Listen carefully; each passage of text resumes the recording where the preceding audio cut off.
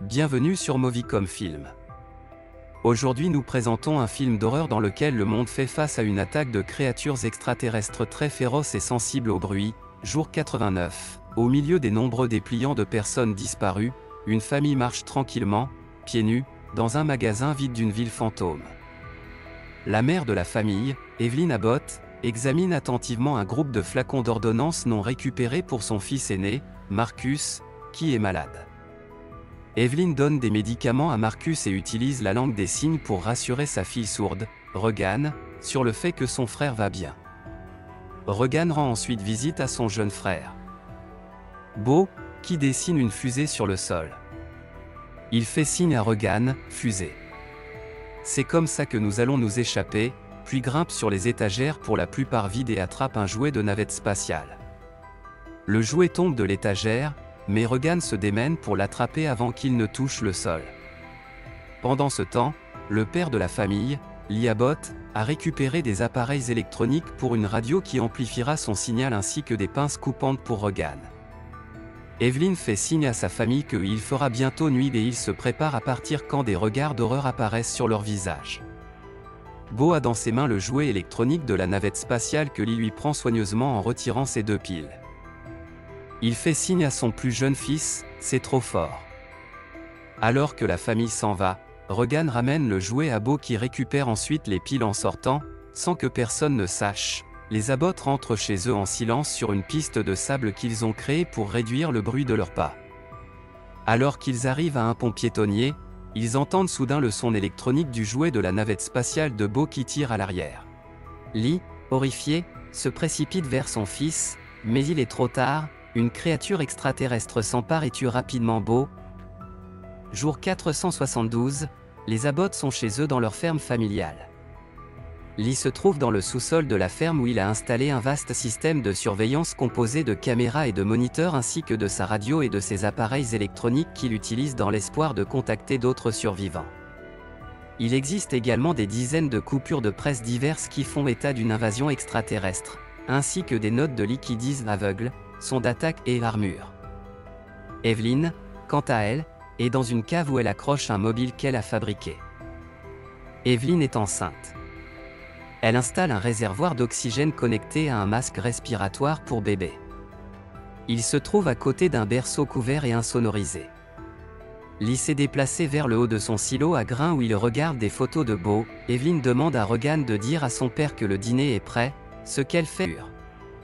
Après la prière silencieuse, il mange des aliments tranquilles sur des feuilles de laitue au lieu d'assiettes. Ensuite, Regan et Marcus jouent au Monopoly lorsqu'ils renversent accidentellement une lanterne qui met le feu au tapis. Lee l'éteint rapidement et ils attendent tranquillement les conséquences, on dirait qu'ils ont esquivé une balle. Mais qu'ils entendent ensuite un grand bruit sur le toit. Lee regarde par la fenêtre et est surpris, mais soulagé, de voir un raton laveur tomber du toit. Il se rend au sous-sol pour travailler sur un processeur d'implant pour oreille qui aidera sa fille à entendre.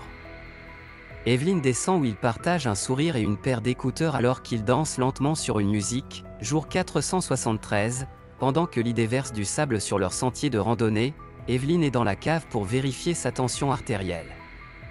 Sa date d'accouchement n'est que dans quelques semaines. Elle place un stéthoscope sur son abdomen, révélant un rythme cardiaque fort et sain.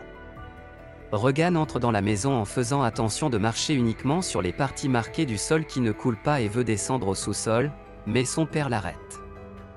Il a ajouté de petits amplificateurs d'une chaîne stéréo à son nouveau processeur d'implant et veut les mettre sur Regan, mais elle l'arrête et lui signe qu'il ne fonctionne jamais. Lee, découragé, les lui tend à la place et commence à partir. Il veut que Marcus l'accompagne, mais le garçon a peur et ne veut pas y aller. Au lieu de cela, c'est Regan qui veut y aller, mais Lee lui dit de rester et de prendre soin de sa mère. Elle court dans sa chambre et essaie le nouveau processeur d'implant pour oreille. Quand il ne fonctionne pas, elle est dévastée. Regan prépare un sac contenant ses pinces coupantes et un objet emballé de sa commode, puis quitte la ferme. Lee a emmené son fils à la rivière où il lui apprend que faire de petits sons est acceptable tant que des sons plus forts sont à proximité. Près d'une cascade, ils peuvent se parler librement sans craindre d'être entendus. Marcus demande à son père pourquoi il n'a pas laissé Regan venir et s'il lui reproche ce qui est arrivé à Beau, parce qu'elle s'en veut. Quand Lee dit que ce n'est la faute de personne, Marcus lui dit que s'il l'aime toujours, il devrait lui dire. Au cours de cette conversation, Regan est arrivée au pont piétonnier où un mémorial de fortune a été construit pour Beau. Elle déballe l'objet de sa commode dont on découvre qu'il s'agit du jouet de la navette spatiale, puis utilise la pince pour couper un fil qui permet au jouet de s'allumer sans faire de bruit. De retour à la maison, Evelyn transporte un sac à linge depuis le sous-sol lorsqu'il s'accroche dans les escaliers. Elle parvient à le détacher, la faisant tomber et exposant la pointe d'un clou dépassant de l'escalier. Sur le chemin du retour, Lee et Marcus sont surpris par un vieil homme sortant des bois, puis remarquent le cadavre de sa femme sur le sol à proximité. Lee implore le vieil homme de garder le silence, mais à la place il pousse un cri primal. Lee attrape Marcus et court alors que l'homme est rapidement récupéré et tué par un extraterrestre. De retour à la maison, Evelyn perd les os. Elle descend au sous-sol et empale son pied sur la pointe exposée qui monte de l'escalier. Elle parvient à ne pas crier, mais laisse tomber les cadres qu'elle tenait, ce qui attire un extraterrestre dans la maison. Evelyn retire son pied de l'ongle, allume les ampoules rouges qui traversent la propriété et servent de signal d'alarme. Et cherche dans les étagères une minuterie de cuisine mécanique. L'extraterrestre descend lentement les escaliers jusqu'au sous-sol, à l'écoute de toute preuve de vie. Lorsque le minuteur sonne, l'extraterrestre l'attaque alors qu'Evelyn court à l'étage. Elle voit un autre extraterrestre dans la cour avant. Evelyn monte dans la salle de bain et se jette dans la baignoire. Elle commence à accoucher alors que l'extraterrestre monte à l'étage. Lee est rentré chez lui et est horrifié de voir que les feux rouges ont été allumés. Il signe le mot au fusil à son fils. Puis il lui dit « J'ai besoin que tu fasses un son plus fort. Tu peux le faire. » Lee attrape son fusil de chasse alors que Marcus sprinte vers une zone désignée et allume une mèche qui déclenche une série de feux d'artifice. Lee fouille la maison et entre dans la salle de bain où il voit une baignoire vide couverte du sang de sa femme. Il commence à pleurer en croyant qu'Evelyn est morte, puis découvre qu'elle est en sécurité et se cache sous la douche avec leur nouveau petit garçon. Marcus, pendant ce temps, retourne vers la maison lorsqu'il entend un extraterrestre. Il court dans le champ de maïs, mais se heurte directement à la roue d'un tracteur et perd connaissance. Regan est rentrée chez elle et remarque le faisceau de la lampe de poche de Marcus sortant du champ de maïs, mais n'entend pas l'extraterrestre venir derrière elle. Mais à mesure que l'extraterrestre se rapproche, le processeur de l'implant de Regan commence à produire un retour aigu qui angoisse l'extraterrestre et le fait fuir. Regan trouve Marcus et il se retire au sommet du silo à grains. Lee a emmené Evelyn à la cave et a placé son nouveau fils dans le berceau insonorisé. Evelyn pense à Beau et regrette de ne pas l'avoir porté ce jour fatidique, puis, avant de dormir un peu, fait promettre à Lee qu'il protégera leurs enfants. Lee part à la recherche des enfants alors que nous voyons de l'eau couler dans la cave. Plus tard, Evelyn se réveille et découvre que la cave est inondée. En plus de cela, un extraterrestre est descendu à l'intérieur de la pièce et le bébé dort dans le berceau insonorisé mais le dessus est ouvert. Evelyn ramasse soigneusement son bébé et se faufile au fond de la cave derrière la cascade qui inonde la pièce. Au sommet du silo, Marcus signe « Ne vous inquiétez pas, il viendra nous chercher » mais Regan secoue la tête en répondant « Il viendra te chercher ». Tout d'un coup, une trappe au sommet du silo se brise, faisant tomber Marcus à l'intérieur. Alors qu'il s'enfonce lentement dans les grains, l'extraterrestre dans la cave avec Evelyn est attiré par le bruit. La trappe se brise complètement et tombe dans le silo, manquant de peu Marcus. Regan, elle-même, saute dans le silo et réussit à sauver son frère en poussant la trappe vers lui pour qu'il puisse la saisir.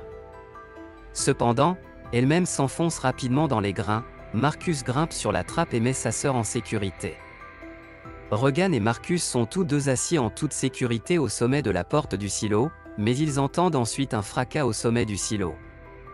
L'extraterrestre de la cave inondée saute dans le silo pendant que les enfants se couvrent avec la trappe.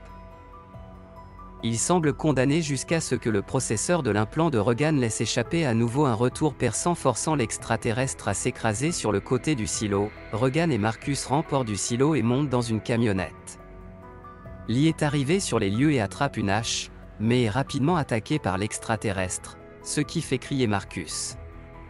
En entendant cela, l'extraterrestre se dirige vers le camion et commence à le déchirer. Cette fois, lorsque le processeur de Regan démarre le retour de son père sans, elle l'éteint. L'extraterrestre peut désormais reprendre son attaque sur le camion en toute sécurité. Lee, qui est grièvement blessé, établit un contact visuel avec sa fille et lui signe « Je t'aime. Je t'ai toujours aimé ». Il pousse alors un cri pour se sacrifier et sauver les enfants. Ils mettent le camion au point mort et le ramènent à la maison où ils retrouvent leur mère. Evelyn et les enfants entendent l'extraterrestre approcher, alors ils retournent dans la maison et se dirigent vers le sous-sol. Regan, qui n'a jamais été autorisé à y descendre, voit, pour la première fois, la preuve de tout le travail que son père a consacré à la réparation et à la création de son processeur d'implant. Elle est submergée par l'émotion au moment où les lumières commencent à clignoter. L'extraterrestre descend dans le sous-sol et les coince. Regan, cependant, scannait un gribouillage manuscrit de son père qui disait « Quelle est leur faiblesse ?» puis jette un rapide coup d'œil aux aides auditives. Et Eureka! Elle allume son processeur d'implant pour oreille, créant un retour d'information et faisant souffrir l'extraterrestre.